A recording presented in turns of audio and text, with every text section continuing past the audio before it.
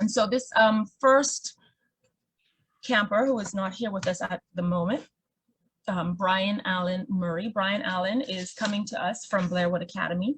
He is very interested in art, and one thing that I can say about Brian Allen is he is very well spoken. He's a confident young man, and he expresses himself very, very well. He worked really hard during this 4-week workshop and really embracing the idea of the text and embracing the idea of using an actual figure model, which we had brought in and interacting with the artist community when we had Dwight Ferguson come in, we had John Cox come in, we had Benjamin Moultrie Grant come in and his accompaniment as well. They were looking at oil pastels, so many different things that they were doing. We had Robin Hardy come in and show them how to make wooden pens and all of these wonderful and great things.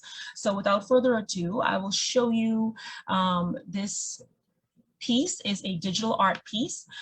We had another student from the Great St. Andrews School, who happens to be my student, who taught them how to use a digital arts program. And so we had a peer-to-peer kind of learning environment happening, and the person who is teaching them is also a proud student of the Learning Support Department. So it was great to have another quote unquote at-risk students sharing to other at-risk students. So this piece, Brian entitled Beautiful, he says, I see myself in a bright future, and the sunflower and sunrise represents beauty, and that is Brian's digital art piece.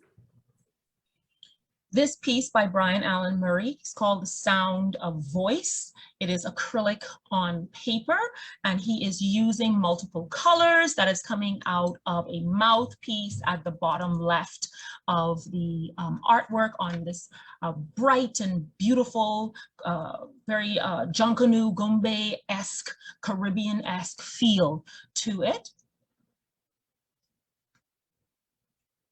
Here, Brian was looking at an actual model. Not often you find students are able to look at a figure, an actual model in the art classroom. And so we had that opportunity for a model to come in and for him to look at the model and draw from direct observation. He calls this one Underneath the Stars in charcoal and acrylic on paper.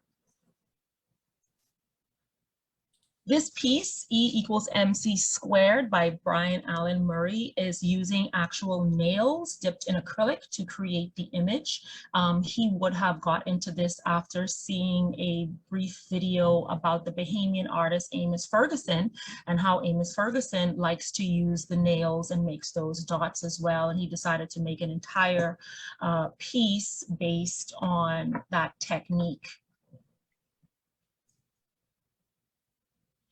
Here we see text is art, and this is based on the work that we learned from the John Cox art community workshop, where Mr. John Cox was showing them his This Is How Much I Love You series. And so they got into using the same stencil technique with the cardboard. And here, this is actually fabric dye on canvas. And it kind of bled through as he was designing his shirt. And then he decided that this text is art. So this became a piece that became into the show.